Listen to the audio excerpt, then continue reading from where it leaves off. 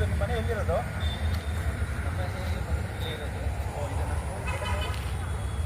ಅಮ್ಮರೇ ನಮಸ್ಕಾರ. ಏನು ಕತೆ ಇದೆಲ್ಲ? ಅಲ್ಲ ಯಾರು ಬಂದು ಏನು ಕೇಳ್ತಾ ಇಲ್ವಾ ನಿಮಗೆ? ಹಾಂ ಹಾಂ ಹಾಂ ಹಾಂ ಹಾಂ ಹಾಂ. ಓಡಾಡಬೇಕು ಅಂತಂದ್ರೆ ಹೆಣ್ಮಕ್ಳು ತುಂಬ ಹಾಂ ಹಾಂ ಹಾಂ.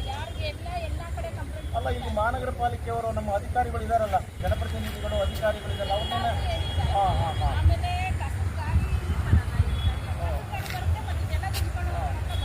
ನೀವೆಲ್ಲ ಟ್ಯಾಕ್ಸ್ ಕಟ್ತಾ ಇಲ್ಲ ಅನ್ಸುತ್ತೆ ಬಹುಶಃ. ಎಲ್ಲ ಕ್ಲೀನಾಗಿ ಕಟ್ತೀರ ನೀವು? ಓ, ನೀವು ಟ್ಯಾಕ್ಸ್ ಕಟ್ಟಿದ್ದೇ ಪ್ರಾಬ್ಲಮ್ ಅನ್ಸುತ್ತೆ ಹಂಗಾರೆ. ಟ್ಯಾಕ್ಸ್ ಕಟ್ಟಲಿಲ್ಲ ಅಂದರೆ ಬಂದು ಮತ್ತೆ ಕ್ಲೀನ್ ಮಾಡ್ತೀವಿ, ನನ್ನ ಅನಿಸಿಕೆ ಅದು ಅಲ್ವಾ ಅಂತಾರೆ? ಹಾಂ. ನೀವು ಪಾರ್ಟಿಗೆ ಒಳ್ಳೆ ಸಹಾಯ ಮಾಡ್ತೀರಾ, ಸೌಕರ್ಯದೆಲ್ಲ ನೋಡ್ಕೊಂತ ಇರ್ತೀರಾ. ನಿಮ್ಮ ಮನೆ ಕೆಲಸ ನೀವು ಮಾಡ್ಕೊಳಕ್ಕಾಗ್ತಿಲ್ಲ ಗುರುಗಳೇ?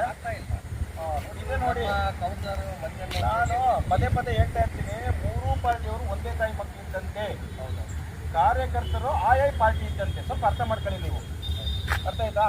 ಹಾಂ ಅಮ್ಮ, ಸ್ವಲ್ಪ ನೋಡಿ, ಯಾರಿಗಾದ್ರು ಹೇಳಿ ನೀವು.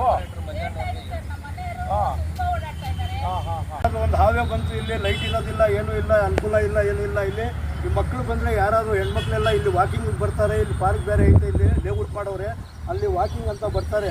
ಏನಾದರೂ ಅನಾಹುತ ಆದರೆ ಇದಕ್ಕೆ ಯಾರು ಜವಾಬ್ದಾರಿ ಹೇಳಿ?